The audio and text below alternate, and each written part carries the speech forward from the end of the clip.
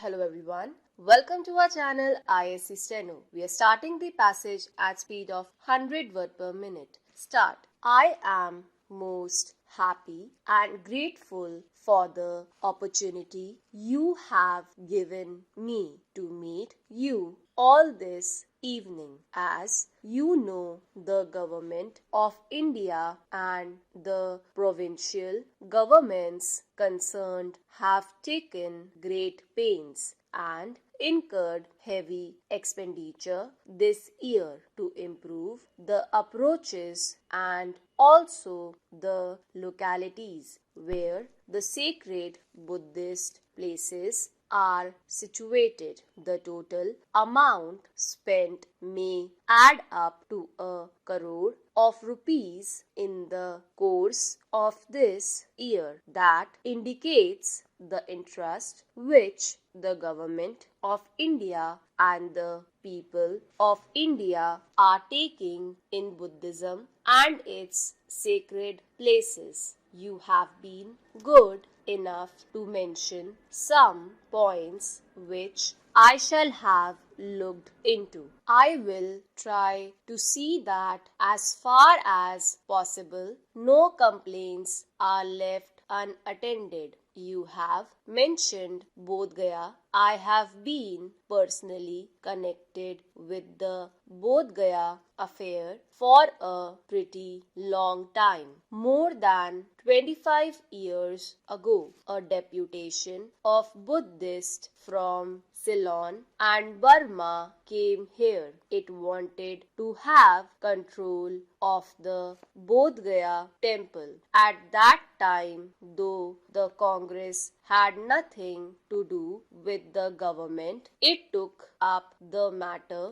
and appointed a committee to make suggestions as to how best the Bodh Gaya temple could be managed in the interest of all and to the satisfaction of the Buddhist. The committee, of which I happened to be secretary at that time, recommended that the management of the temple should be placed in the hands of a committee on which Buddhists as well as Hindus should be represented. That was because the Hindus also worshipped the Buddha. Their method of worship may differ from that of the Buddhist, but they held Lord Buddha in great veneration as one of the avatars.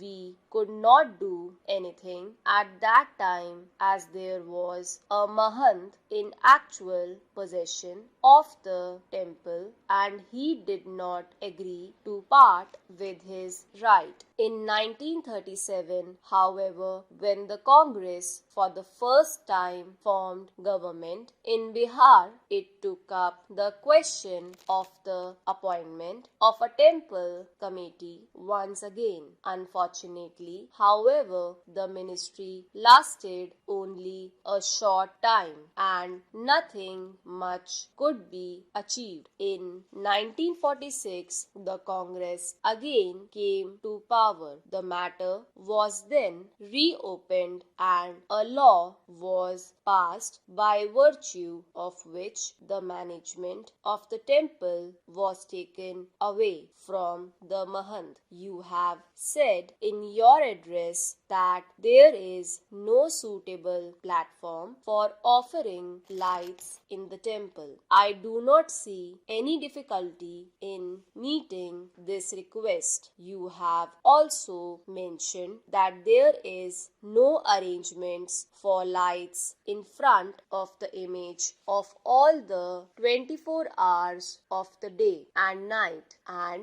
that facilities should be given to pious pilgrims to stick gold foils to the image. I shall refer these matters to the temple committee, though personally I do not see any difficulty in accepting these suggestions. You have also said that you require land for building dharamshalas. and rest houses for pilgrims who come for worship. I believe that in all these places, including Bodh Gaya, some dharamshalas have been built which are pretty big as well furnished. Some houses have also been built by the well-to-do people. If more dharamshalas are needed, they can certainly be built with the help of philanthropic organizations and individuals. Being a thickly populated area, the availability of land may present some problem, but the government can always acquire land for an essential purpose. About Kushinara, you said that you saw some people digging out bricks from the stupa. As you know, all sacred places, including Kushinara, have been taken over by the archaeological department. They are therefore protected monuments, and anyone found damaging them is liable to prosecution under the ordinary law of the land. You have also mentioned that there should be facilities for the study of the Tibetan language and its ancient literature. I may tell you that at Nalanda, which was at one time a great seat of Buddhistic learning, I, as president, laid the foundation stone of an institute for the study of Buddhistic literature about 4 years ago. Since then, the institute has started functioning, and some 30 or 40 students from various countries are